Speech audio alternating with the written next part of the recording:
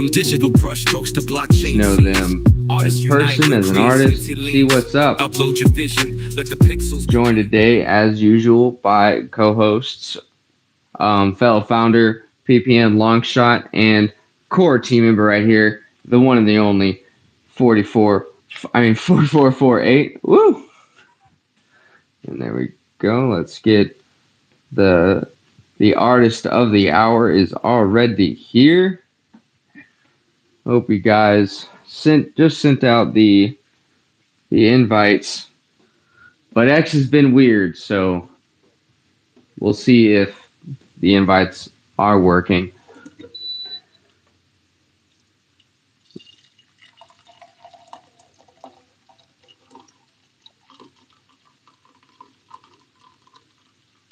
Did you guys get the invites for co-hosts and speakers? Sorry, people just popping in. We're just getting all this stuff. Web3 metal. Okay, first of all, that's cool. I love metal just in general, so this is awesome. Let's see, invites.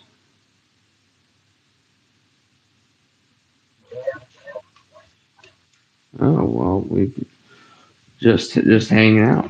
What up, Vander? Yo, yo, yo. What up? How are you doing? What's good? Chilling. I'm in Portland traffic with some Portland rain. Life is good. Watching two homeless people fight right now. Yep, that sounds about right for Portland. Oh, beautiful, yeah. Beautiful scenery if you just don't look too hard. Beautiful. It's a good time. No, actually, I just grabbed lunch with Black. He was down from Seattle today just to chill and go to this occult bookstore, which was a lot of fun, actually.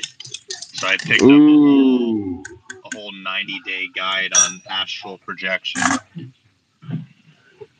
Ooh, that's fun. Astral projection in particular, that's a deep topic, especially. I actually just went through and read the declassified CIA's research on that stuff from, I think it was the 70s.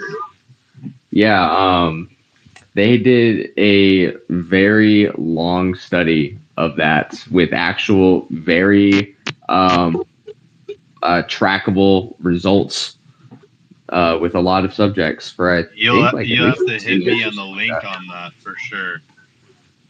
Oh, word. Oh, yeah. Yeah, I'm definitely in. I definitely want to learn more about remote viewing. I think Black actually just picked up an ESP book while we were there on ESP and dreams, and definitely a fascinating set of topics. Oh yeah, no, all that kind of stuff is exceptionally fascinating whenever it comes to just. I like looking at it from the perspective of people's own experience with it, specifically during surgery or during near light. That's if you're like astral projection or anything like that. Definitely just do like a quick Google search of astral projection during surgery.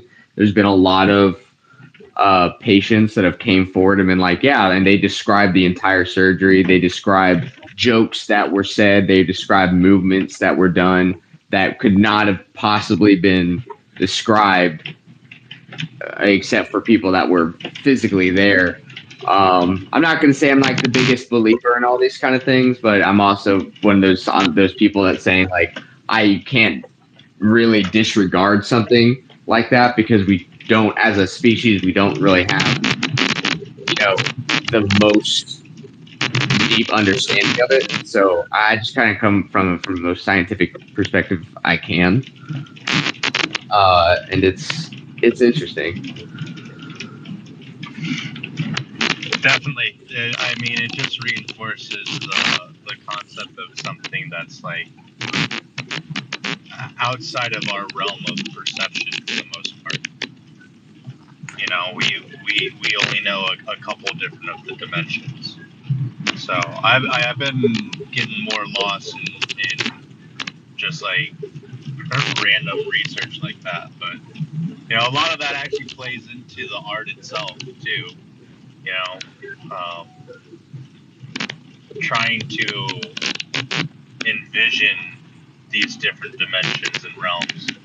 I think that's something that I want to start experimenting more with and getting into like psychedelic art.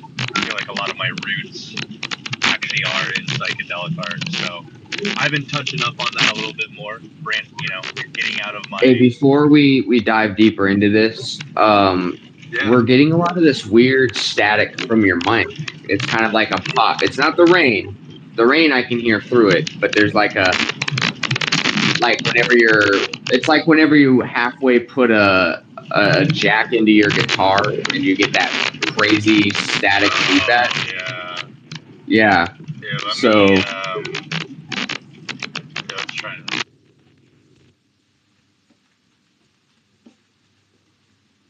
Well, while we wait for that, how you doing, people? Thank you guys for popping in.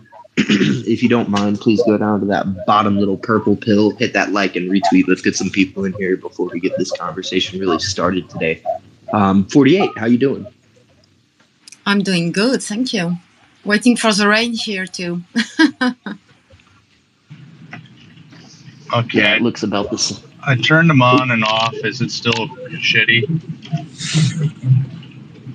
I just heard a couple, but is it good for? Nope, there it is. There it is. It just started back up.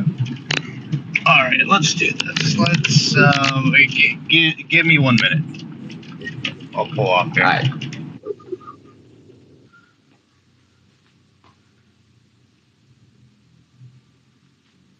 Gotta love these little tech issues as we get these things started, right?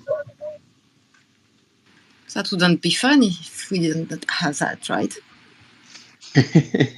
You know what, though? I am happy to see that it's not with the space itself, That seems to be usually the issue. Yeah, now it's a mic. That's different. Yeah, I'll probably just go no headphones on this. I don't know if you're going to pick up a lot of the car sounds or not. No, it's good. Okay, cool. Yeah. Okay. No, that's perfect. All right. Well, we ready to get this thing kicked off? Yeah, of course. All right. Well, thank you, everybody, for joining today. This is Pixel Palette Nation, another artist appreciation space for you guys. We have the one and only VnderWorld up on stage with us today. Behind Pixel Palette is Gray March, and then right over there to my right is the lovely Flamine 4448 Digital Art. And then obviously, the featured guest, Vander. How you doing, man? I'm big time chilling. Thanks for asking. I love it.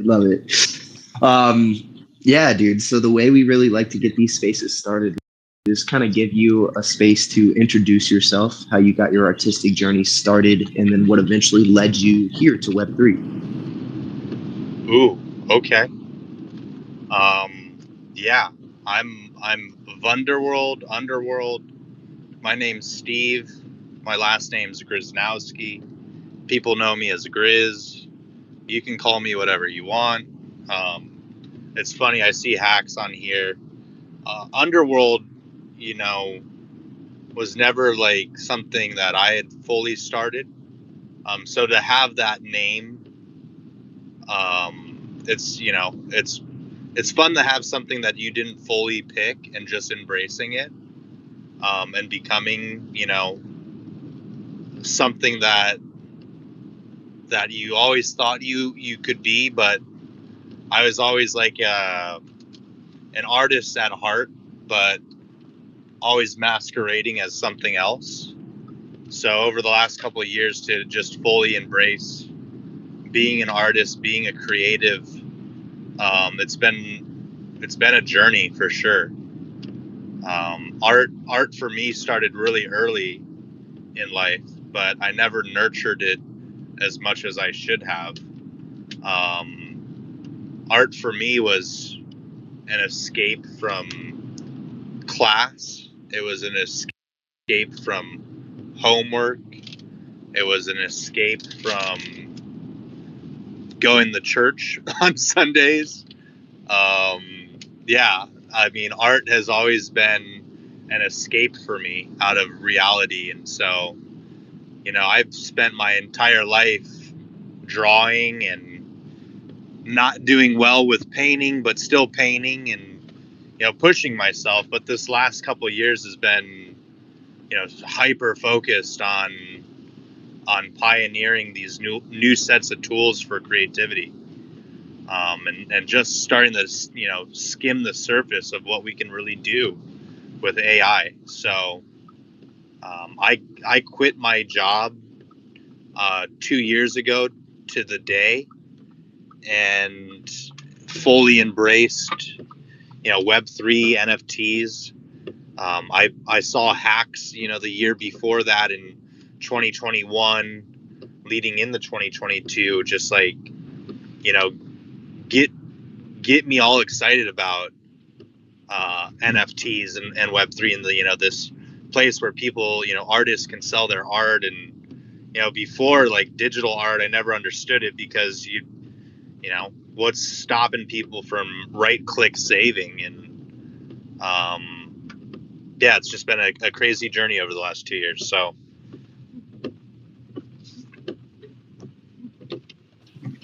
Very interesting, man. Very interesting. So started off drawing very early. Around what time do you think you'd start to say that you started nurturing that, that urge for artistic expression? yeah, I have a extremely like photographic memory, so I can like remember the actual like art and time period. I was, in preschool, I definitely was making art and, not fully aware or conscious, but I like became conscious of my creating, works of art when I was in kindergarten. And I remember like we had this assignment. It was to make a turkey. It was for Thanksgiving, and like my parents came for parent teacher conferences, and they're like, you see all the turkeys on the wall? Well, you'll notice there's one missing. And we couldn't put your kid's turkey up on the wall because he didn't follow any of the directions. And my turkey was all fucked up. And, I did a bunch of hands on it and cut the hands up. And I didn't know what I was doing. But, like, it was that moment that I was like, oh, I created something. Everyone else's work on the wall looks the same. And then mine looks totally different. But it wasn't put up on the wall. So I think I became aware of it at that moment. And like at that time I was, I grew up in a Christian household, and I had to go to church every Sunday, and my, parents would just give me colored pencils, and I would just nonstop draw. And I think it was there that I really like got locked in on drawing and illustration. And I never got much into actual like comics, but I was very big in the cartoons and cartoon characters. And so a lot of my upbringing was just doodling characters and drawing characters in class.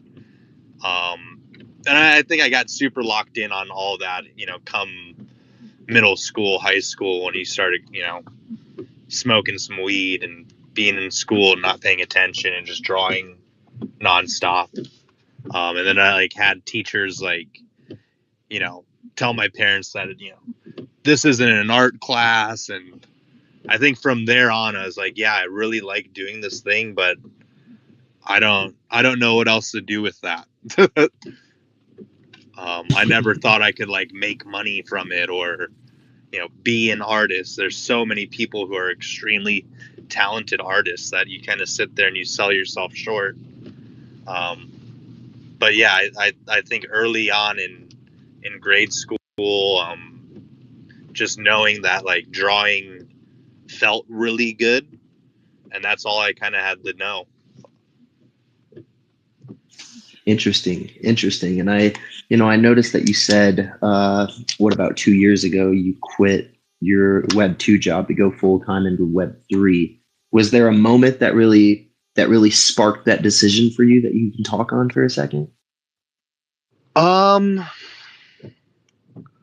Was there a moment? I think there was a lot of stuff leading up to it. It took a lot for me to leave a career that I spent 10 years in, and like was at a pretty good spot in career too. And I think there was that moment of excitement of like, oh, we're doing this thing, and it's like, Hacks had come up with our first project, and it was this pixel character project, and it was a generative PFP collection with 999, underworld style CryptoPunks, and like Hacks built out all this stuff to it, and I was just like, oh shit, this is like real, like we're doing it, we're getting our feet wet. And I did the 101s on that project, and helped with some traits and whatnot, but like I think just doing it and like getting into that habit of just doing it was something that like really, I sit there and I would think and fantasize and dream about doing art, making art, what could I viably do, and like actually sitting down and just trying to do it, and not being tied down to anything else. Like, I was lucky enough to have enough runway to like try it out for, to fail basically for a year of just like failure after not knowing what to do, and just like knowing that I was taking those initial steps to do it. I think that really like settled in with me, like, oh, I'm no longer just dreaming about this thing or thinking about it or daydreaming during my job while I doodle in my notebook during a meeting. I'm like actually, challenging myself to get out of my comfort zone and try this thing. So I feel very fortunate and blessed to like have that opportunity to have done well enough in my past life that I could take the time to do that, because ultimately failure is what like holds us back from actually achieving. So sitting down on that week of quitting my job and being like, all right, I don't know what my goals are, but I'm going to start setting goals, and I'm ready to just meet every single goal with failure. I think that was like the pivotal point for me, at least. Interesting. And what a way to step in, right? Coming into directly doing a generative project, working on traits and things. Most people have the entry of coming into buying one of those, right? Like coming in, ingraining themselves within a community and then kind of figuring it out from there. But it seems you had a bit of a different perspective than some of the other artists that we've had up here on stage, coming in from the artistic perspective rather than the investor side perspective. It really ranges, with the different people that we've had. But I do just like to hear that entry story, as it varies all the way across the board. So let me ask specifically about the style, the Baroque theme that you portray through all of your stuff. One of the reasons that we reached out to you about Elegance and Chaos early on, what kind of led into that is what I'm really wondering. Like what got you from classroom doodles to Baroque? That's a good question.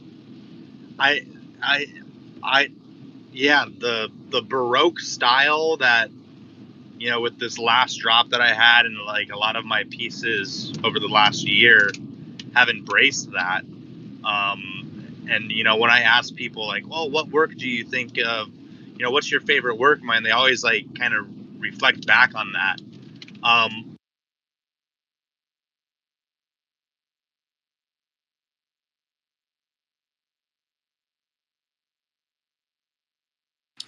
I lost him. I'm the only one? No. I lost him as well. Okay. Oh. I think he might be driving. Can you hear me?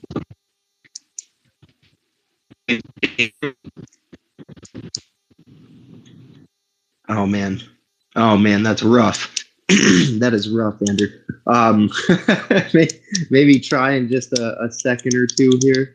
Hopefully the connection will be a little bit better. We can actually get something there. Yeah, that happens, right? So probably, Yeah. Well, he just probably, popped out. yeah. Let's He'll see. be back. That's okay. I am very interested though. Like how, personally, it's hard for me to see that jump. Like, cause I did a lot of the exact same things, doodled when I was in school, doodled in the classroom.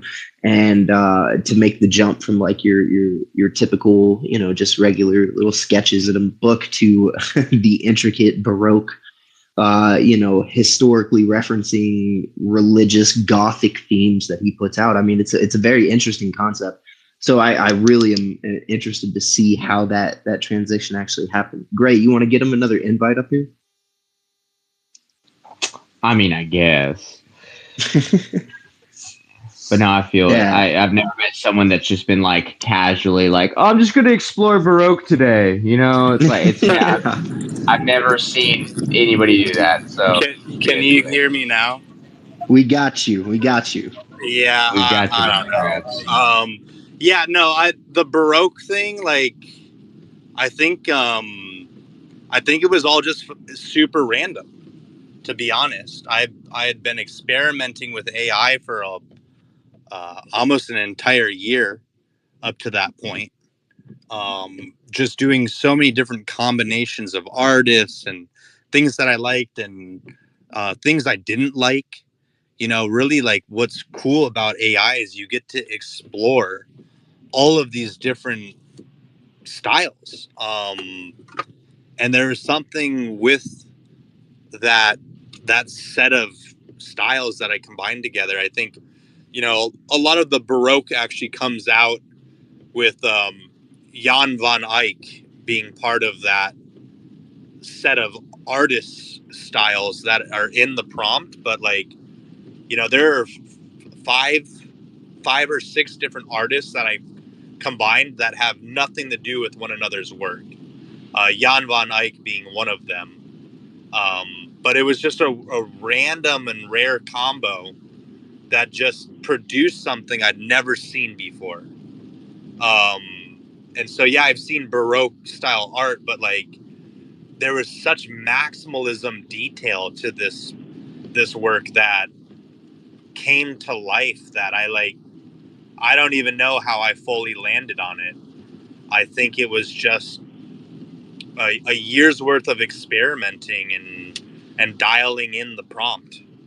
And now, I recycle a lot of that prompt through most of the work that I create now. I take little bits of it here and there, and it's just become like a signature style. I've obsessively created so much work with it. Like, people, say, oh, you only see, 1% of my work. Like, no, I've got like hard drives full of stuff like that. Like, you see like literally like 0.0001% of the stuff that's created with it. And there's this obsessive compulsion I get when creating in that style. It's hard Very to describe. interesting. And if I'm not mistaken, I do remember seeing a post from you probably a few weeks, if not a few months ago, something about you had trained your own AI model to produce images that is not available to be trained anymore, making you the only person around with this particular model that can produce the type of work you put out. Am I correct on that, or am I thinking of someone else? So, yes and no. I didn't train my own model. I used a model on Civet AI back in February of 2023. The model itself is, I forget the name of it. But it's no longer available. It's been taken. It's no longer published anywhere. It's been removed from Civet AI, from Hugging Face. So that base model that I used for this recent collection really is what gets a lot of that crazy detail at its initial stage. So I will prompt at a very low quality essentially I'll look for pieces that have a lot of noise in it. Since I'm using Stable Diffusion, it pulls detail from all this noise. So the model itself created a lot of very unique noise on these initial low step outputs. And I've tried these prompts with every other model in existence, and no model out there gives me that same type of noise that I get with fuck, I'm forgetting the name of the model, but the model itself was like you wouldn't expect it, but it's like it's trained on waifu art, and like it's probably made with a bunch of porn models. So I think that's where a lot of the craziness comes out too, and unexpected absurd nudity. But yeah, it's the original model is like essentially a waifu porn model that is no longer in existence. See, okay, the waifu porn stuff aside, I think it's very interesting. I think it's very interesting that we're living in a time where things like that are possible, right? Where you can have your own specific model that was released at a specific date and time that was eventually taken off the market that you could have adapted to your own style, and now no one else has access to that once it's taken down, but you have it stored in hard. Yeah. That's insane to me, right? It's like having like a magic pencil or something that but interesting, dude. Interesting. I bet you one of my co-hosts up here are rather upset with me right now because I probably just stole a few of their questions. So let me get back to my original thing and ask you my one marketing question here. So I know you just recently put out this collection. What was something that you did preemptively before putting this out to kind of gain more exposure on it? That's anything from going to spaces and talking about it, to putting out posts on specific platforms or specific times of day, like anything like that. You absolutely nothing. I didn't do very good marketing, to be honest. I basically have been wanting to drop this collection since like December, and have held myself back. I originally prompted the collection and created the OG pieces in April of last year. And I really wanted to showcase one, like the progress of AI, the capabilities and limitations. So, I showed the art itself to a lot of different people and whatnot over the year. So there's been visibility into it, and a lot of, my collectors that I do have, which is very few in number, they've been all like very desperate and hungry for me to drop this because I've been teasing it with them over the last couple months. So instead of doing what I usually do, which is when I get something great, I try to release it right away with limited marketing. I waited an entire year and still did limited marketing, wrote the entire descriptions for every piece 2 days before the drop. I was not really well prepared with marketing. I didn't go on any spaces.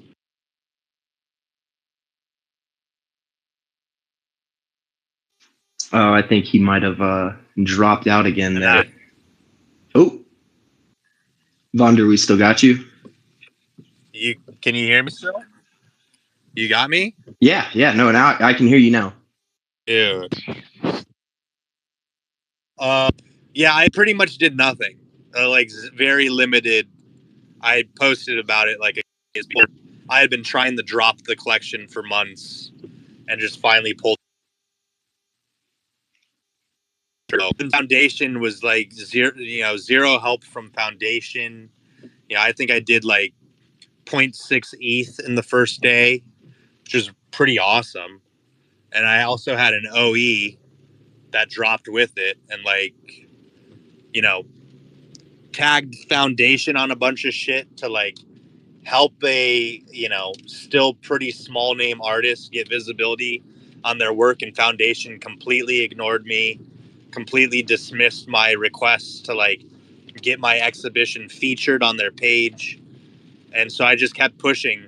I was like, fuck it. If you're not going to help me, I'll keep reaching out to people and getting it in front of people. And that's, the art, I think the art itself kind of spoke to who it spoke to. And if people wanted to collect it, awesome. A bunch of people,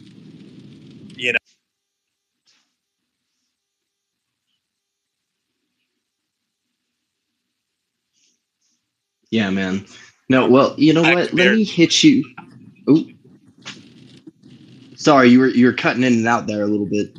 I thought you had wrapped up right there. But let me hit you with a bit of a counter statement, because you may see it as you not have been doing too much marketing to get this drop some exposure, but I see it in a bit of a different way, right? Because I'm sure you're in people's DMs. I'm sure you have many friends in the space that you talk to on a regular basis. You're always putting out this cohesive narrative with the same style, same uniqueness to your pieces. So I think throughout just what you do on a day-to-day basis is a bit of a marketing strategy in itself.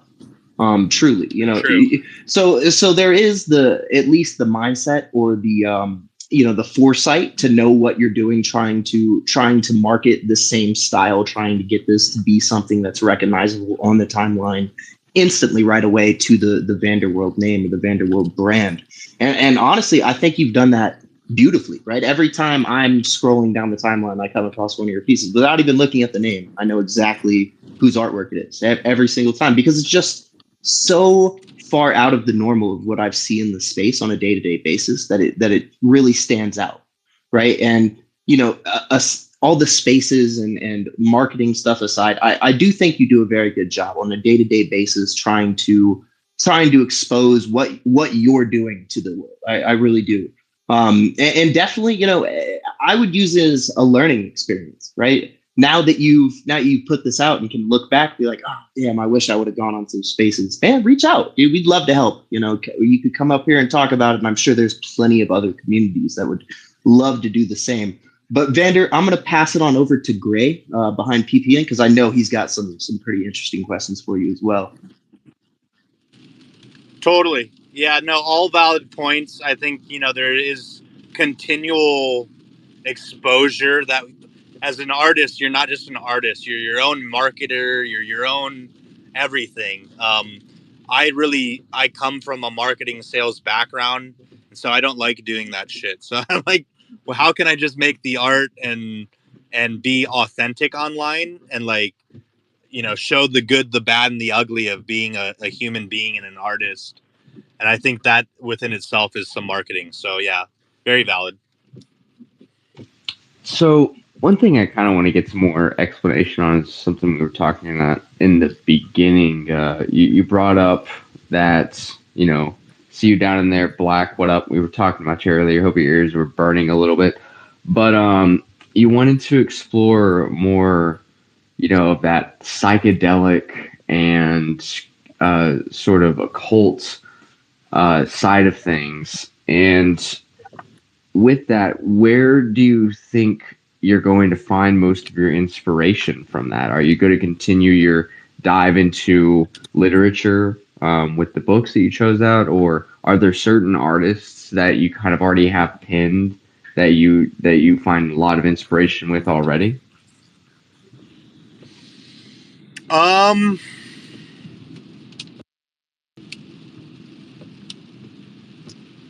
I take very much go with the flow type of mentality these days. I've been someone that's like, can plan a bunch of stuff out and has a bunch of ideas. And like lately I've been trying to teach myself how to unthink, instead of overthinking everything, how to underthink things and let it naturally form. So there's a lot of, step off points from there.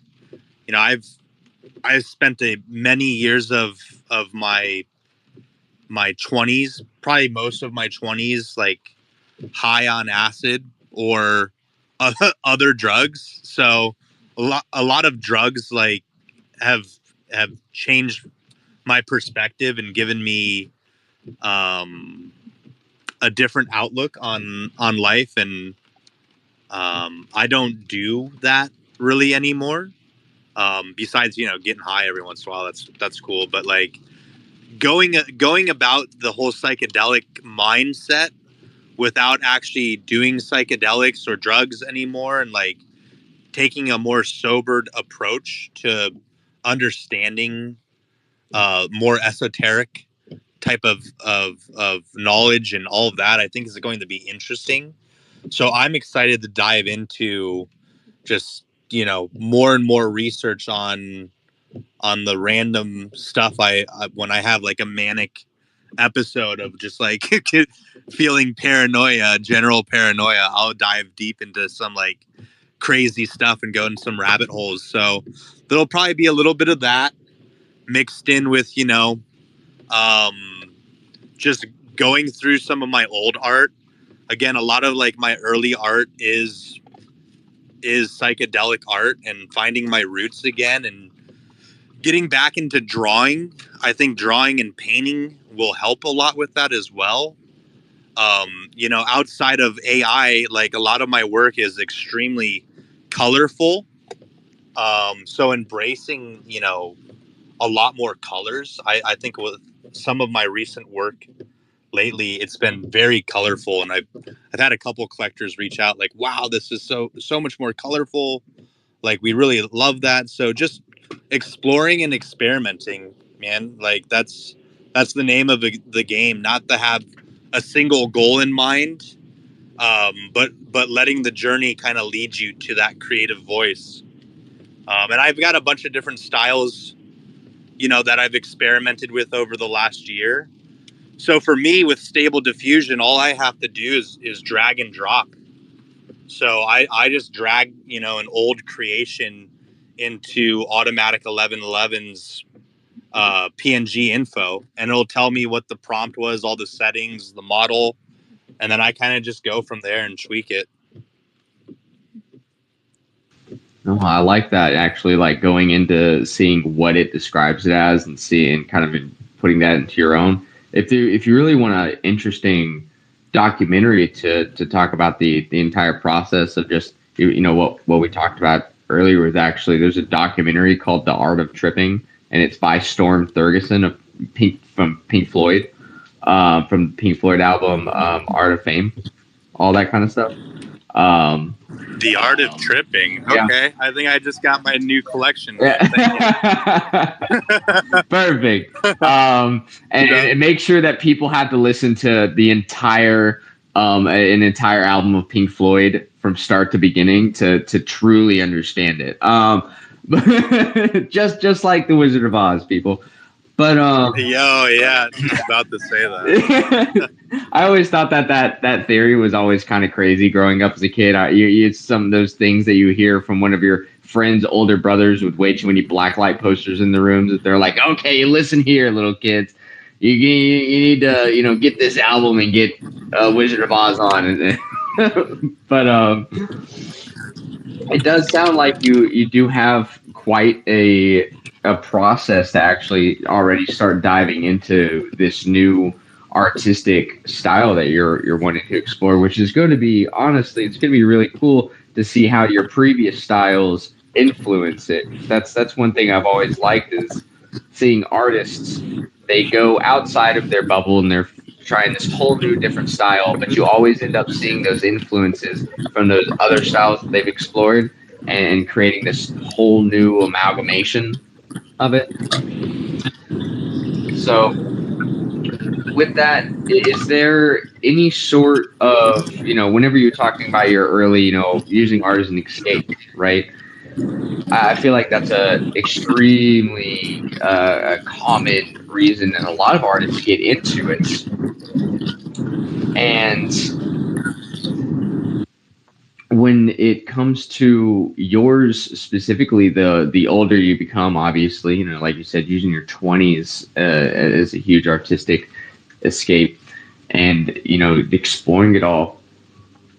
Did you have any sort of insights that you might be able to tell other artists that are of your own exploration of that? Like, hey, using this in this sort of way really helped with my mental health, or maybe exploring certain other aspects of art itself. Is there any sort of like maybe words of wisdom that you'd give to others about that?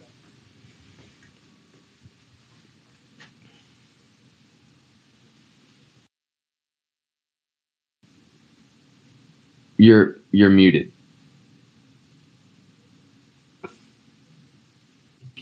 Yeah. That's a really good question. To be honest, when I made this collection I just recently dropped, I had been struggling a lot with finding my creative voice, and I was pretty much in like one of the lowest points of the last handful of years. Like I, I was just like, yeah, I was struggling to figure out what to make, what was marketable, what would sell, all these things that truly, truly, truly do not matter. And I remember late night in a DM with Black, and I was showing him these raw outputs from April of last year, and being like, "Yo, I know they're like really dark, but like, I really like them." And like his words to me were just fucking own it, just fucking own it. And so, like, whatever it is you're into, whatever you're exploring and you really like, don't worry about it being marketable or if you can sell it or this or that. Just own what it is that you're about. And everything for me changed after that. My perspective completely shifted on what it is my goal was, and how I created with intention. And everything I created, I just owned it, even if it was really fucking dark. Like, it is what it is. I like what I like, and I'm not gonna sit here and try to like be something I'm not for a bunch of people I don't know in hopes to get magic internet money for art I created using AI, you know?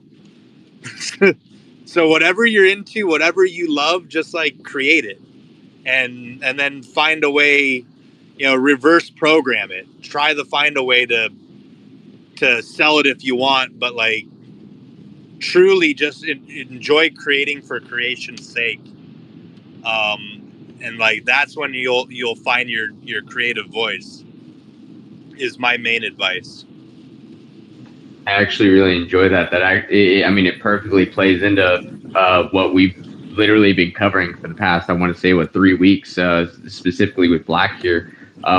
We've had several spaces talking about exactly that: finding your creative voice, controlling your narrative, and finding a way to, find your own specific community that loves your specific artistic expression. And it is something I feel like a lot of artists struggle with, finding, especially in their earliest days, or maybe they usually have like an artistic midlife crisis, and wonder, oh wow, is this even my voice? Like what I've been creating, this entire style, is that truly something I've loved creating, or is it something that I've morphed into due to just market sentiment, and I've sacrificed my own artistic voice for the sake of the market?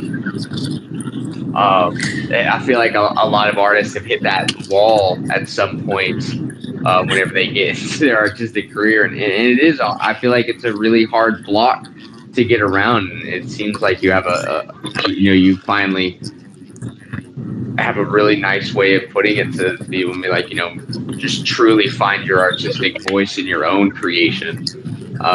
Easier said than done, I would say, but I'm glad that you did go through a period of self-discovery with that.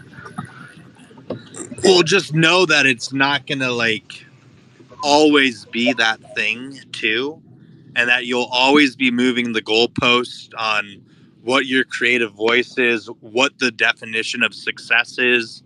All of those things are moving targets.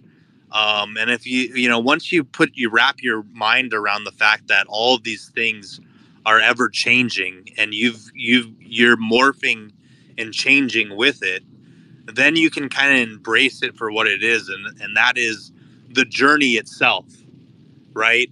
That, you know, it sounds cliche to say, but like art itself is this continual journey of self, and self-expression. So like, you know, I'm in a better place than I was a year ago mentally. And so my art's probably going to look different.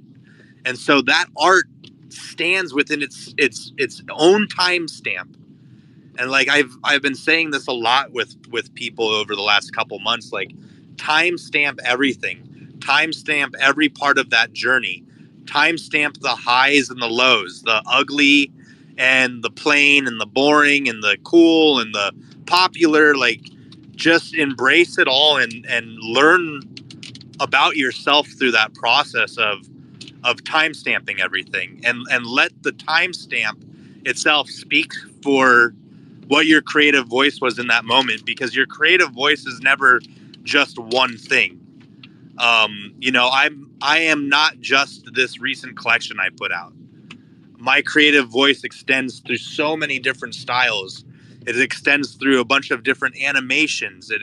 I make rugs, I make paintings, I draw. And so that creative voice, like, realize that it's going to ever be changing and embrace the change that comes along with it. Oh, I love that. I mean, art is always subjective to change, if anything. That's probably the most important vocal point whenever it comes down to it. And I like that. This one, something we covered, I want to say about a month ago, we had a whole prime time about it, is that it's beautiful that you can see artists' entire progression on the blockchain now. And I feel like that's something that, you know, So usually, cool. yeah, right. Like usually you lose a lot of that stuff as an artist in the previous generations. You weren't able to see, you know, their beginning creations, to what brought them to their now, you know, renowned success, or they just kind of like get rid of it or something. But now with the blockchain, it's there. You can see their doodles from 5 years ago to their absolute, you know, Broadway, you know, level success on the blockchain, and see that interim growth. So I like that you've just accepted that as part of the whole artistic process. Now, with your definition of success, I want to touch on that. How has that changed for you? Whenever you first came in as an artist, what was your definition of success versus what it is now? Could you repeat that?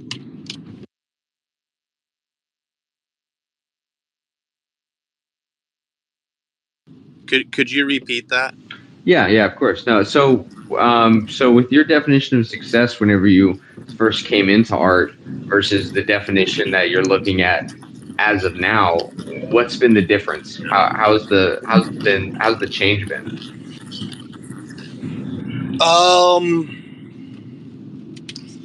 Well, it's hard. You know, I come from a sales background in tech.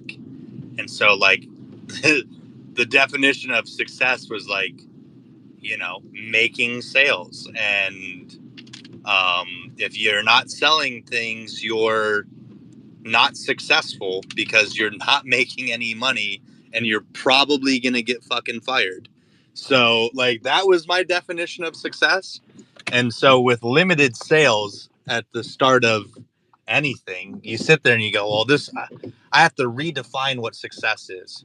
Success is, you know, no longer just dependent on sales. Success is so many different things. Success is, you know, creating something that you actually like, and knowing that it's going to be something that will put a lot of people off, but you put it out there anyways. Success is literally just minting the piece. Sometimes for me, like I'll sit on some work and I'll debate if I should even mint it. And then success is like, oh, I actually pulled myself to mint it, and actually like get it out there. I don't care if no one, wants to buy it or not. But success is definitely like, it's not just defined in if you're able.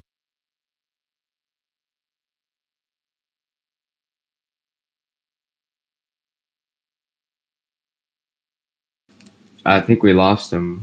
So again, 1 second. So let's see if we can reconnect. Oh, there we go. I'm like, I like There we missed go. a turn and now I'm in the back roads. I'm in the boonies. Success is just showing up. Success is literally showing up and putting yourself out there every day, and every day that you do that is a success, in my opinion. And it'll be met with failures, but success is just like showing up daily for me now. And some days I don't have successful days because I didn't show up. But every day that you show up is a success in my book. You just got to show up and keep doing it. I like that kind of output. I actually got a really interesting quote from my dad a few months ago that changed my perspective on a lot of things. And it was, if something is worth doing to completion, then it's always at least worth half-assing it. Because some days you're not able to show up and do 100%. Truthfully, nobody's ever always going to wake up every morning and be like, "I'm ready to kick ass and conquer the world." Sometimes you're depressed, sometimes you're just defeated. But at least if you show up and you give 50%, if you truly at least just try to half-ass something and put some sort of effort to it, then there is a certain level of respect and success in that in itself. Because at least you showed up. There's other people that saw that 50% and said, "I'm not even going to try because of its 50%." And well, then they got 0 on it. Yeah. No, the only failure is giving up. Yeah. In my opinion, everything else other than that is success. I've had managers tell me you shouldn't half-ass 10 things, just full-ass one thing. If you can just full-ass showing up and not giving up, that's in my book success. And embracing that journey of failure. Like, you got to be failing forward every day. How many collections have I put out that never sold? How many pieces have gone overlooked? How many, this and that, and like taking all those things and seeing them as a bunch of failures that are adding up to your success as well. Look at every failure as a component to your overall success. If you don't have failures, it's impossible to have success. You're never going to have success right off the bat. You're going to have 10 failures before that first success. You're going to have 20 failures before your second. So, realizing that all of those failed moments will also lead up to the successful ones. You can't have them without the other. I love that. I love that outlook on that. Is always you have to try to be failing forward. And I got to say, I've got one more question. I'm going to pass it over to the lovely Flamine. So with all of this, obviously you're in this period right now where you're trying to discover new artistic styles, new expressions, new narratives that you're trying to approach throughout your artistic career. And so one thing that is always interesting to find out is essentially the tools that these artists use. Everybody, you can get a million different results from just a pencil, let alone all the other tools that these artists have at their disposal nowadays. Is there any certain, maybe programs or artistic tools throughout the mediums that you explore that you just are truly grateful for, that you would recommend to everybody? I mean, the if I have to get on my Stable Diffusion soapbox, I will. But like Stable Diffusion, Stable Diffusion, Stable Diffusion, Stable Diffusion. It is the only skill set if you're in AI that you should be learning, because there's so much to unpack. Just with if we didn't have any progress in AI, if all the AI shut down today, just with what we have at our disposal today, we could create art for the next 20, 30 years and still barely be skimming the surface on what you can do with Stable Diffusion. It is redefining what it means to be a technical artist, right? How, Beeple DM'd me about my workflows. Hey, what did you do to achieve this? Like having Beeple come in and ask me about the specific workflows and models, that just reaffirms with me, like, if you're not spending X amount of time trying to figure out Stable Diffusion on a daily or weekly basis, each day you don't do that, you're gonna fall behind. You're falling behind 20 other people that did it today, and tomorrow it'll be 100 people. And then before you know it, people will be making full feature films, and you're stuck behind on a bunch of different things you didn't learn. All of this knowledge compiles. So learn Stable Diffusion. If you've got the access to it, there's no excuse. If you don't, find a way. I'm still paying off the computer I bought in 2022.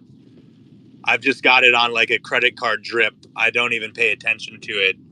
I'm just like, I knew as soon as I touched Stable Diffusion compared to Midjourney, I knew I had to buy a computer. I knew I had to invest in this because that technical skill set will be sought after.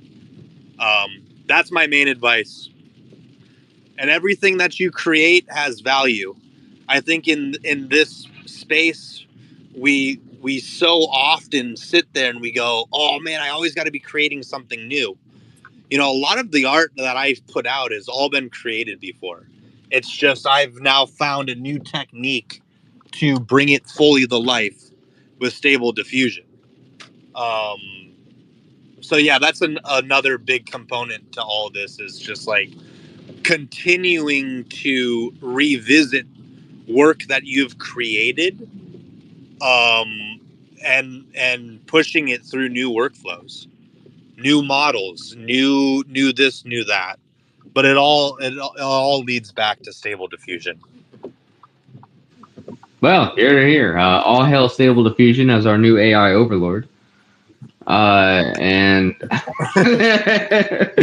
no, I do love that. We'll have to definitely be more adamant on our research beyond that. And I'm glad to hear that it's something, especially what you just brought up, that you're revisiting old pieces of artwork. That's something that I feel like a lot of artists always need to do, is revisit their previous works and draw inspiration from them, instead of constantly trying to think of like, oh, hey, how can I just completely change this? Well, maybe what you were doing before you've forgotten about, and you could definitely always draw inspiration from that. I absolutely love all of your answers that you've given me for my questions, and I couldn't thank you enough for it. I'm going to pass it over, obviously, to Flamine4448, and thank you very much for your time. Yeah, thank you. Hi, VnderWorld, Steve. Hi. Hi, I'm Flamine, or 48. And it was a super interesting conversation, but we are already 1 hour through the interview, and we want to be mindful of your time. How much do you have with us still? I got plenty of time. I'm almost home, so I'll probably be more stable here with my connection. But yeah, I've got time, so no rush on my end. Thank you. That's wonderful. And yeah, hopefully you don't have a tunnel to pass before arriving home, so that will be good. It was really wonderful, actually, to learn a bit more about your journey, personal journey, and a bit about your education, because it explained some of the elements that we can see in your arts, such as biblical figures that are sometimes present. I have an echo. Is it me? Maybe it's me. Oh, maybe it was me. Oh, thank you.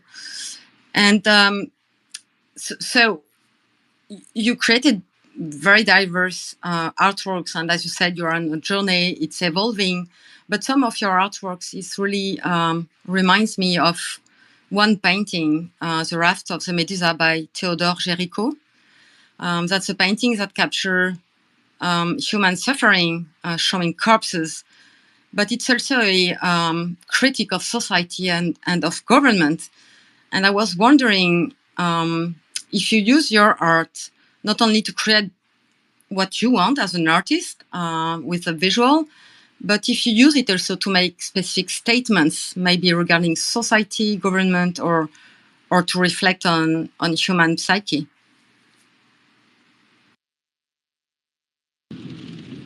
Yeah, that's the whole, for me, that's the whole point of art, is understanding those concepts, understanding the human condition, understanding the power of suffering. Um, you know, starting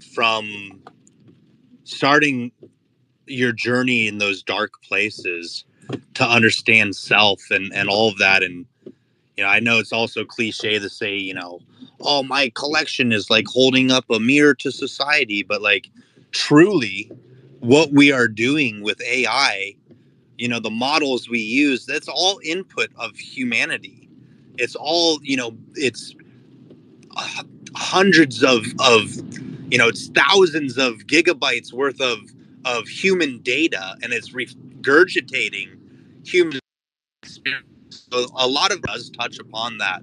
It's not just, oh, I liked this thing. It's, oh, I created this thing, and I typed these words, and AI interpreted it this way, and then I was able to get my own interpretation from this piece that really had no distinct start to it or end goal in mind when I created it. And so the value and the meaning and purpose behind it is derived upon viewing the work. And so as an artist with AI, you get to become the viewer of the art, and you get to experience the art without the intention fully behind it, which I think is a unique perspective when playing with AI. Yeah, if any of that makes sense. Yeah, no, absolutely. And it's interesting because I think there is a kind of insights going on in this creative process, right? You prompt, but then it's probably reflecting some state of your mind, of something you're feeling, or anything in the background of your mind. And then with the tool, you create a visual, and then there is an interpretation to that. So it's a kind of loop. It's very interesting.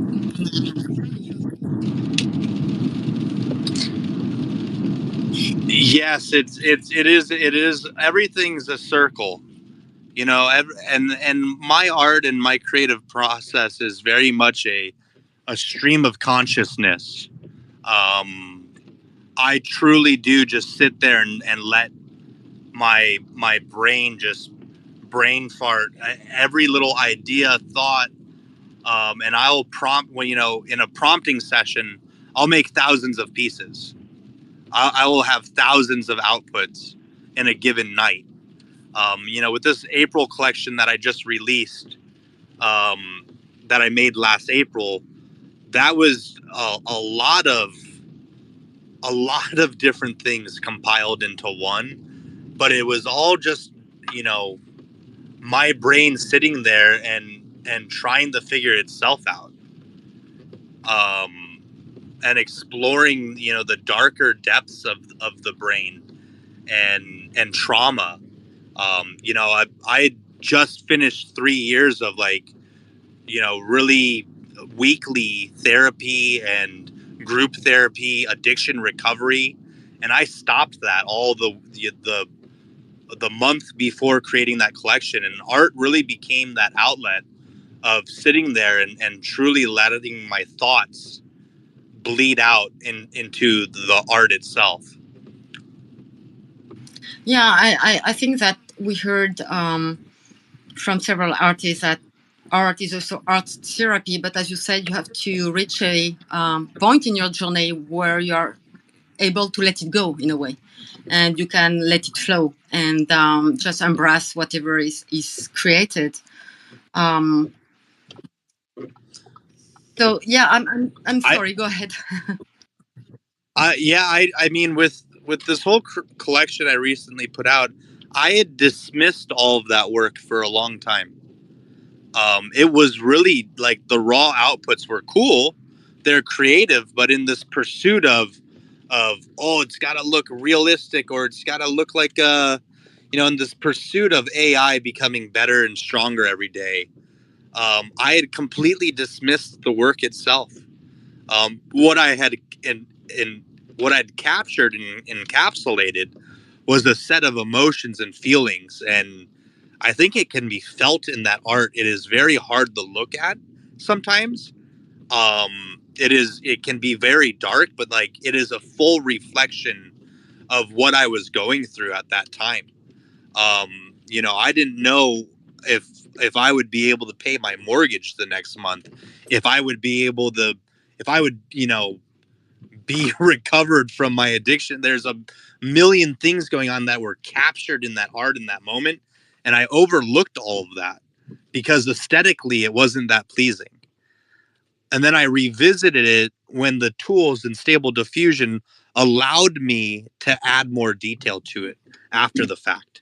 And so I took that whole collection and I took it through a very long process of upscaling and enhancing and like learning the upscale and enhancing. And like then it was many months later that I realized what I was sitting on and what the collection really meant. And so how many collections of art do I have sitting there in folders that I need to go revisit because a bunch of masterpieces sit there unrecognized?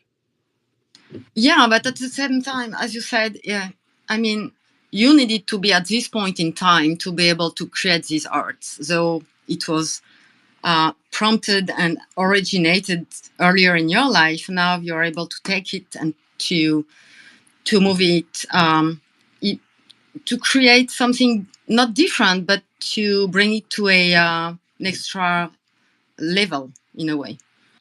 Mm-hmm. So that's very interesting how you're doing that. And I think that, I guess it's all a journey. And that's interesting that you are using previous work. I think we should not be afraid of doing that, right? Because as you said, we are living, well, life is not a quiet river and we all go through stuff, and we can create through different mediums. It can be writing, it can be anything really. But we should not be afraid. I think it's a lesson that you are sharing here. We should not be afraid to revisit it later and to reinterpret it. I think it's very interesting. Yeah, definitely. So that make me think about something you said earlier. You talk about the collaboration with hacks, and I was wondering, because you're really seems like you are a person 100% into what you are creating. How do you approach collaboration? That is a great question. For me, collaboration has been difficult outside of working with hacks a lot, which I've known hacks for over a quarter of a century. So working with hacks is super easy for me. But when I reach collaborations with other people, I don't really have any collaborations with other people. We've always thrown out the idea, and then I don't know really what to do from there.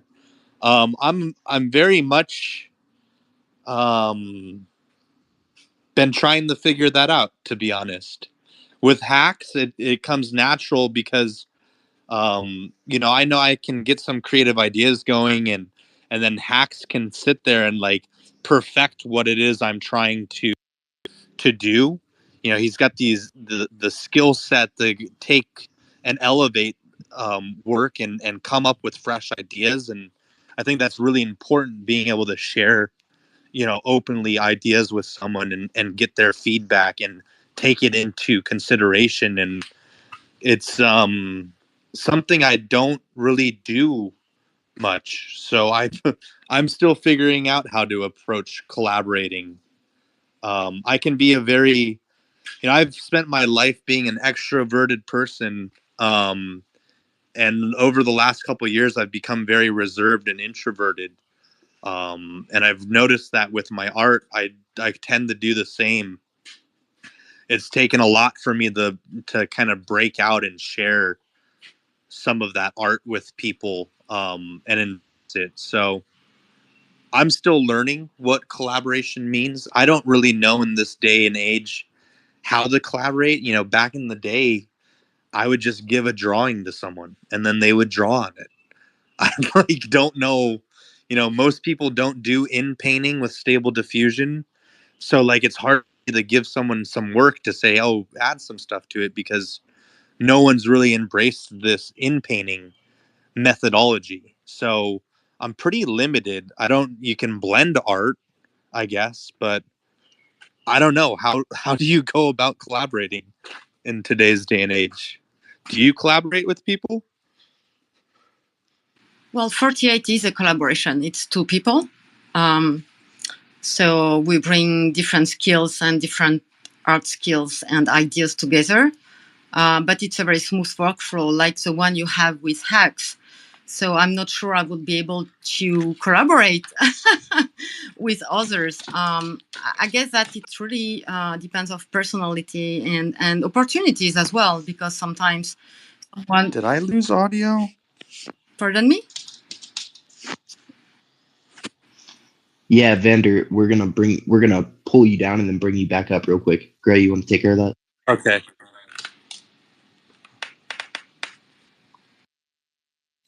Yeah, sorry guys, technical difficulties. Once again, these Twitter spaces have just kind of been all over the place recently. It seemed to have gotten better a little bit, but now we're back in the trenches.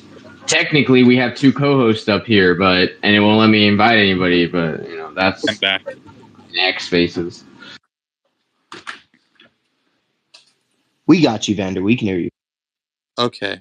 I just couldn't hear 4448. Oh, that's, I don't know where I was cut, but just in a nutshell, 4448, it's a collaboration. It's a duo, and we are co-creating. So using different art skills and workflow, but it's real co-creation. It's not like, I give my photos to someone and this person is creating on it. It's really bringing ideas and concepts together. But I'm not sure I will be able to do it with everyone. So, you were talking about Hacks and this workflow you have, and I think at least for me it means also mutual understanding to be able to co-create and collaborate in a meaningful way. So I'm not sure it's that easy. Some people do it easily, but to which one, its own.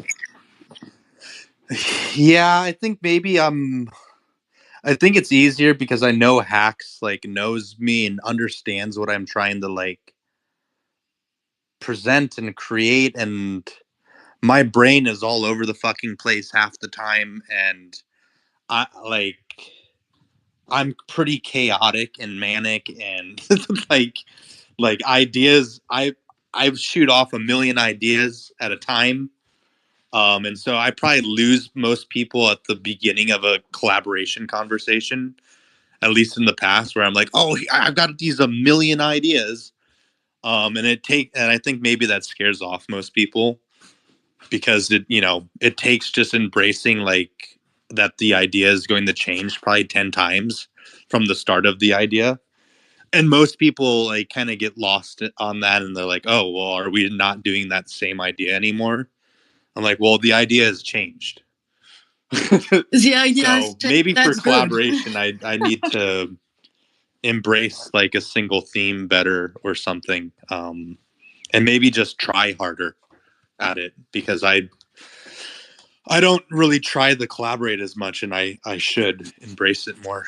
because I think some of our best work and some of the more creative moments I've had over this past year have been collaborating with hacks, have been on stream, getting on stream with no intention and just like letting creativity lead you and guide you to an end result.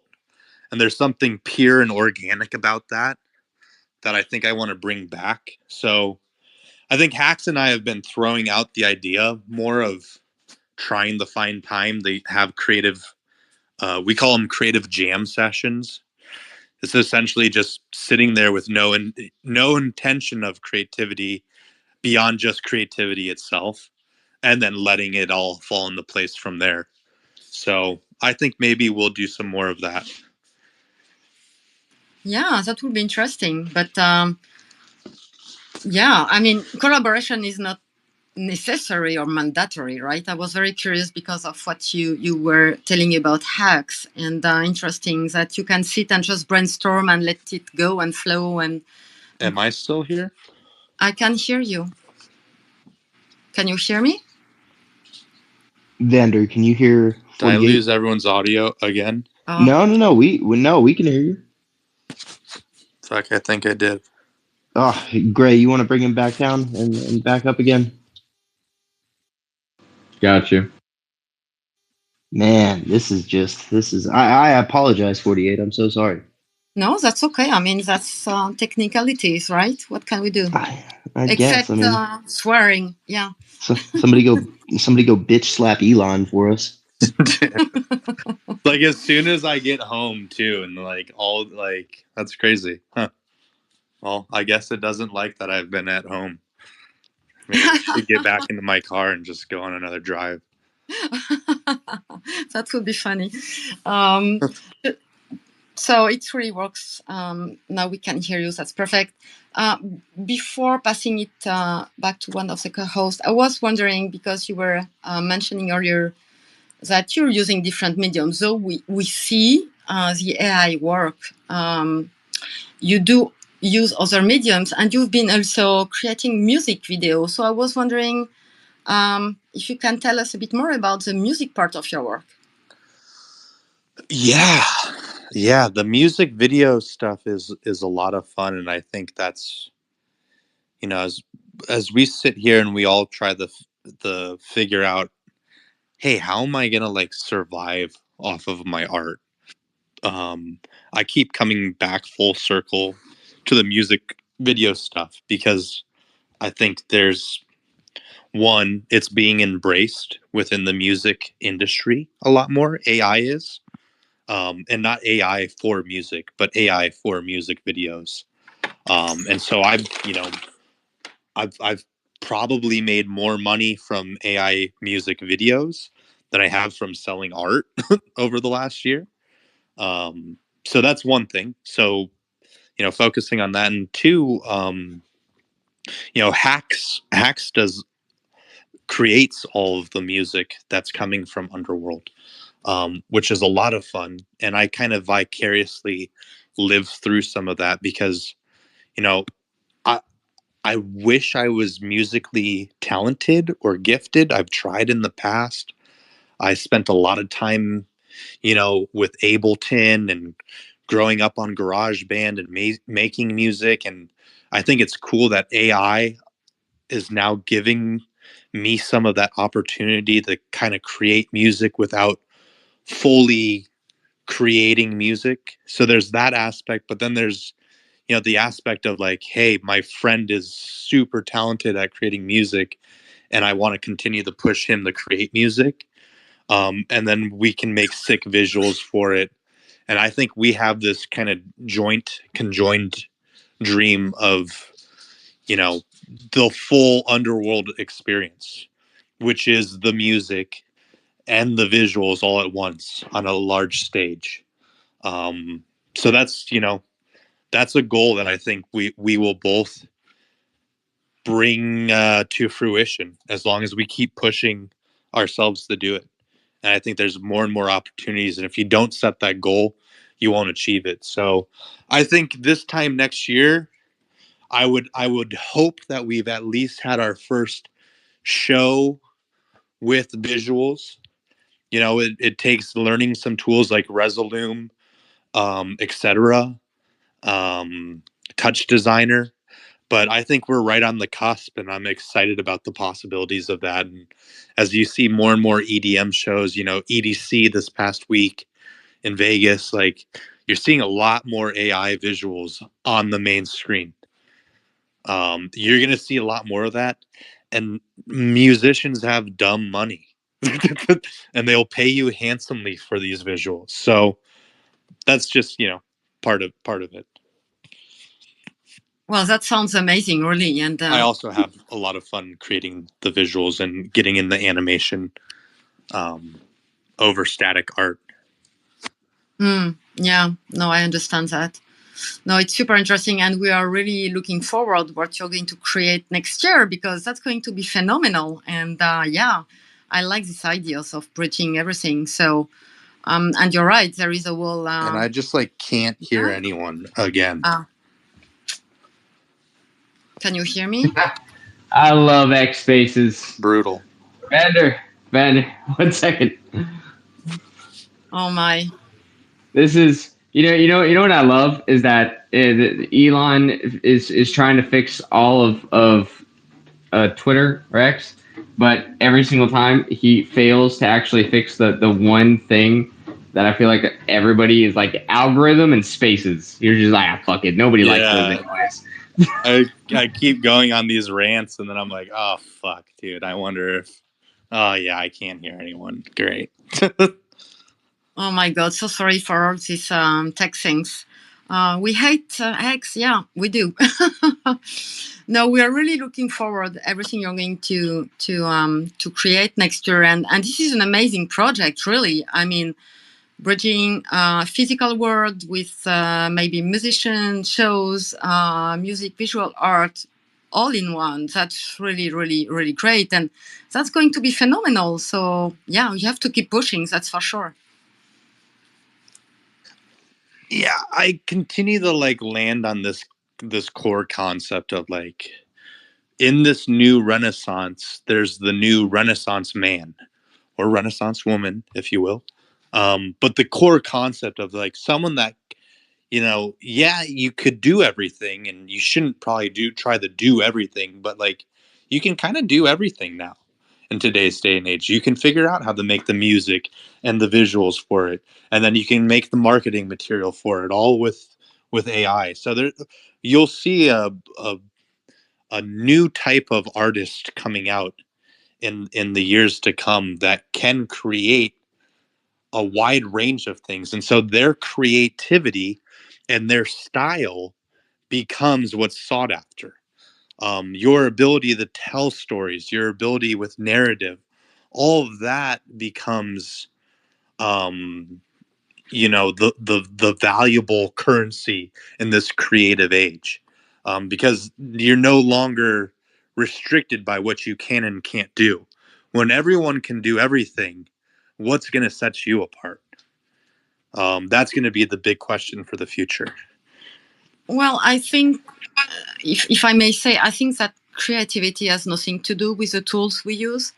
That a great creative mind will find the good tools to do what she or he wants to do. But it's not because it's going to be used by many, many, many people that many, many great art will be done. So, you know, there is still space for great artists, whatever is coming our way. So I'm sure it's going to be phenomenal. And it was really a great conversation. And I think it was the first time we talked to each other. So I guess we will have to do another space without tech issues for you. Yeah, I'll make sure I stay in my car the entire time. Or you drive to Canada, then here you go. Yeah. Are you up in Canada? Yeah, I'm in Montreal. Oh, nice. Yeah. So you see, you can have a several hours space on X now if you drive over there. I actually should. I would like to go back up to Canada. It's been a long time. I used to play ice hockey. Oh, did you? And I traveled to British Columbia and a bunch of places for Many years. It's been a long time since I've been to Canada. So maybe Black and I will have to, and Frisky will have to make the road trip up since we're all in the Pacific Northwest. Yeah. And Hacks, maybe you can tag along. Okay, you need to rent not a car, but a truck to bring everyone here in Canada. Oh, that would be so fun, yeah. Thank you so much. It was a great conversation. And, well, till next time. Thank you. Yes, it was great chatting with everyone. Appreciate you taking the time to hang out and get me away from my computer. We're gonna get here for just a little bit longer here, and we're gonna do our usual stuff. And before we go on that, I do want to say something a little stupid here. Is I love to see the relationship that Hacks and you have. You don't see that often in the space with such a deep bond between two people, and usually Longshot and I feel like the odd ducks out because him and I have known each other since 7th grade. We were best friends for 16 years. So, whenever you see other people with that kind of like relationship, you're like, oh man, like it warms your heart to see that you guys have done something similar in the space where you're helping each other on something great together, that collaboration. But we do have one final question that we like to end things on. And if anybody in the audience has anything that they would like to ask, or maybe just give flowers or whatever, request up. We'll accept you. We'll get you up here and handle it. However, in the meantime, we'll ask you. Longshot's famous question here is: if there's one piece of advice that you could give to your younger self, to your inexperienced self as an artist, and go back in time and just be like, "This one beautiful nugget of wisdom," what would it be?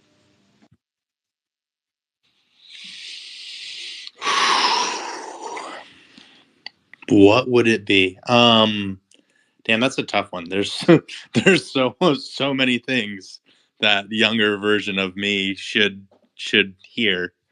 But the one advice is to nurture your passion. That's it. Whatever you're passionate about, nurture it. Take the time today. Because in 5 years from now, 10 years from now, all of that time that you spent nurturing that passion will compile. And passion is really, at the end of the day, you can't learn passion. You can't teach passion. Passion's just something you have or you don't, and you either cultivate it or you don't. And so I wasted so many years.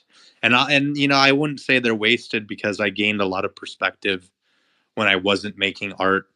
But I wasted so much of my fucking time, and I could have been spending it cultivating skill sets in art that would put me head and shoulders above where I am today if I were to have just sat down and actually learned Blender, or actually sat down and learned these skill sets that I never did. Instead of deleting Blender, I could have just done the donut 5 years ago. Could have made the stupid donut, but I didn't make the donut, and now I have to go re-download it and try to learn it again. And now I'm super far behind on learning all these things that I wish I would have taken the time to cultivate skill sets around. So cultivate your passion, nurture it, spend time with it. Get your 10,000 hours in. Yeah, no, I mean, a 1% increase is always a 1% increase. It compounds over the days. That's how it is. It does. Totally. I have the same problem with guitar. I'm shitty at guitar, but I'm sitting there like, if I just noodle a little bit a day. But I will say we do have. PJ. I'm super good at Call of Duty. Yeah, I'm pretty good at Call of Duty. I'm embarrassing. But I'm embarrassed on how good I've gotten at that. Yeah, right. You're just sitting there like, if I could cash in and go to my high school self and be like, continue doing the Call of Duty or like Halo competitions, I could maybe be an esports legend by now. Dude, I might not even be here. But I agree. It's those useless skill sets. You're like, God damn it. But PJ, what's up? How are you doing? Oh, great. Hey, just promise me that we're not going to tell each other what our call signs were on Call of Duty then. I'd hate to think that I was trouncing you guys and you didn't know it. We're gonna have a trust fight me, about if, this if later. I was dummying you online, you'd know it. It's awesome. No, hey, I'm glad I got in here. Sorry, I just got off my other call. Otherwise, I would have sat in there the entire time. Fantastic. I'm glad you guys are all here. And VnderWorld, thank you so much for being here with PPN. PPN is such a great group of people. I mean, I'm proud to be associated with them. And thanks for joining the call today. Thanks for being here. That's really all I had. Other than that is, by the way, I got a major W this morning when I had seen that I got the Promised Land actually won. So I am super stoked.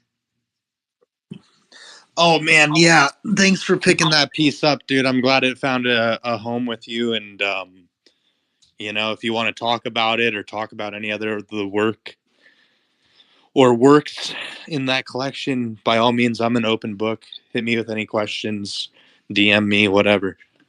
But yeah, that is a really unique piece in the whole collection. Yeah, I love it. It's fantastic, and I think you'd seen my comments about it before because it's just I love the kind of this sense of like I commented before that nobody in there is happy or sad or afraid, but somehow there's got to be a sense of hope outside of that group of people, right? That there's something more and that exists, but we just aren't seeing it, and that's what it's a great piece. I love it. Well, thanks, PJ. Absolutely. I'm glad to be here. Glad I got a chance to make it in. Thanks again, Jared, Justin. I appreciate you guys being able to hold this open. And when I got in here, I thought I heard 4448 talking. Maybe. Hi, PJ. How are you? It's good to hear you.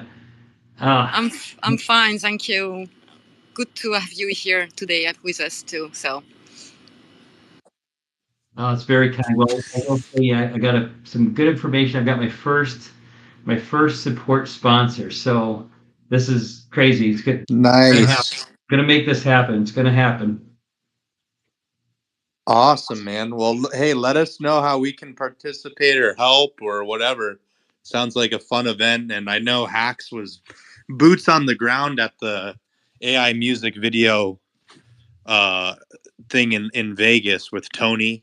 So, you know, we have a little more inside perspective and scoop. And yeah, I think it'll be a really cool event. I just met with Tony yesterday, as a matter of fact. He and I had a good hour-long conversation. So we had a lot of good stuff. And so, Hacks, if you're up for it, everyone, throw me a line. I would love to talk to you too. It'd be awesome. And I want to just go back to you though, VnderWorld. You got some great stuff, man. This entire collection is fantastic, and you really put a lot into it. So, great job between you and Hacks. Yeah, thank you. And Hacks, I mean, released a whole album of music alongside with it. So if you're on Spotify or SoundCloud or Apple Music, just look up our name, VnderWorld, and we'll pop up. Well, thank you very much. We're gonna we got two more up here, Glencora and then Black. How you doing, Glencora? The mother of pixels. Hey guys, how's it going? Just want to say hello to VnderWorld. I love your art. And yeah, it was really good space. Really good to hear your headspace, and it's inspiring because we all have our stuff that we have to get through. So yeah, I just wanted to pop up and say hello, and I'm really glad you publish your work. Oh, thanks. Well, I always love to hear flowers given. Glencora, we love you. Thank you very much. Black, go ahead. You got anything else to add? What's going on? I'm actually on the road driving back north from Portland. I just hung out with VnderWorld a little bit ago. He graciously blessed me with his presence on a very short notice, but I just wanted to come in. I got a chance to check out the show and man, huge congratulations on that collection. Year in the making, fucking unbelievable work. And I stand by, my sentiment that I said to you last year to own it. And I think you have. And I think everybody, when they see the work, they know who it is, what it is. And in this space, that's pretty much its value in gold. So just want to say, I think you did a fucking amazing job on it. I'm grateful to have you as a friend. And it's been a journey, man. So it's just, and also it's obviously a great time hanging out with you for a little bit this afternoon. So, yeah. Appreciate you, dude. Everything that you do for this space, none of it goes unnoticed by anyone that has taken any time with you over the past 2 years. Yeah, I mean, I don't know if I would be here. I think I posted about it recently, but like truly don't know if I would still be in the space without Black's encouragement, his critique of my work. I remember the first time I joined his incubator. I spent the whole fucking year on Stable Diffusion. I was like, people want Mid-Journey stuff. So I made Mid-Journey art and I shared it. And he's like, I just don't think this is you. I was like, you know what? You're right. I got some other shit that's me. So thank you for just encouraging me to be me and to stick with it. And yeah, I don't think I would have stuck with it if I didn't join that first incubator session in April of last year. It's been a full year of doing incubator. I think for a long time I know I missed the last handful of sessions because of work stuff, but like every single Friday incubator for what seemed to be like a year. That you just providing that space for people is huge. So thank you. Appreciate you. Thank you, man. We're all in this together, man. So cheers. Really. Well, I've got to say that, I definitely agree with everything you said regarding Black. We love you, Black, everything you've done for this space.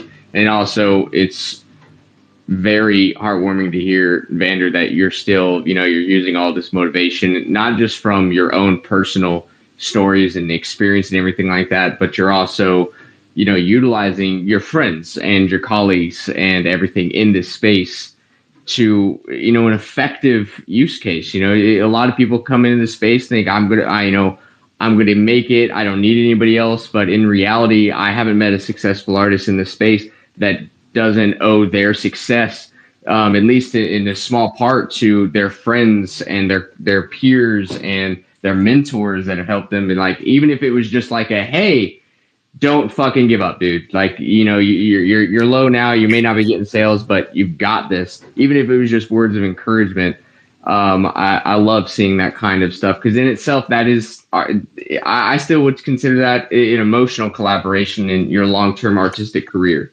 So Totally. I got to say, thank you for taking your time out of the day. Thank you, everybody who has hopped up on space to not just give flowers or to reflect or to add to it. It's been absolutely beautiful space with a lot of wonderful information. People, if you're just tuning in now or you came in halfway, don't worry. This is recorded not only on X, but it was live on our YouTube the entire time. So don't forget to go over there, like, subscribe, comment, and enjoy this absolutely wonderful experience that we've had throughout this entire interview. And, Vander, with your latest collection, congratulations. With your coming collections, congratulations. We're really excited to see what's to come of you in the future, and all this new artistic expression and exploration, especially with the psychedelic stuff and all that kind of projection and everything. Again, I'll send you the CIA link. It's going to be interesting. Black, I'm pretty sure. Please do. Yeah. We talked about it a smidge in a couple spaces before, the astral projection CIA in the 70s and 80s. Yeah. So yeah. Remote viewing, that's my jam, dude. I got some links on remote viewing if you want to deep dive. Dude, I have my tinfoil hat literally right next to me. So a lot of my late night creative sessions are fueled by those types of videos. That's like keeps me in a manic creative state late into the morning. So Oh yeah, no, it's fun. People, if you have time, get some tinfoil, make a hat, go on YouTube, start at music videos ending conspiracy theories that only three people in the world believe at 3 a.m. in the morning. It's good for you, I promise. Now, Why do you have your tinfoil hat beside you? You know it's not any good sitting on the table right now. Put it on. I know I should be having it on. It's the CIA psyops. It's getting to me. It's the brainworms. all my hats are lined with tinfoil, man. But anyways, I'm sorry, people. I'm sorry. All right. But guys, this is definitely not going to be the last time we have any of these people up here. They're going to always be up here. If you guys want to get up here, if you guys want to be interviewed, if you guys know artists that you're like, man, I want to get to know them more, hit us up, hit them up. We'll get something made. It's a fun and wide artistic world out there with plenty of artistic and personal and social perspectives to learn from and to expand your own horizons. Now, remember, we always do this every Tuesday, 6 p.m. EST. We're interviewing artists. We're getting to know them. Then we cover the news on Wednesdays. And then we have prime times where we discuss really in-depth topics. And then we have social hours alternating on Saturdays, 9 a.m. EST, where we just kind of hang out and talk about anything and everything. Guys, Pixel Pal Nation is not just the team out here creating and making stuff move. It's a nation for a reason. It's all of the individual pixels that make up the beautiful montage that has made this entire journey possible. So remember, engage and come to us with your own ideas and things like that. We love it. We love you. We love everybody that's came out and given your time to listen to this wonderful person and wonderful artist and their views and journey throughout all of it. Now, I bid you guys a wonderful rest of your day or night or evening. It's whatever. Time isn't a real construct. It's just a man-made thing in our minds. And that's another thing you can dive into on the great rabbit hole of conspiracy theories. And as always, you can find your inspiration at Pixel Pal Nation. Thank you. Good night. And good love to everybody. We are out. Peace. From digital brushstrokes to blockchain scenes, artists unite where creativity leans. Upload your vision, let the pixels collate in a world where your art can truly appreciate. Find your inspiration at Pixel Palette and NFTs. NFTs in the making, artist collaboration. From your mind's eye to digital installation. Craft your legacy through unique creation. Sync up, link up in this artist collective, where every piece sold is crypto protected. Your art's not just viewed, it's a sensation. Turning pixels to gold in the new art nation.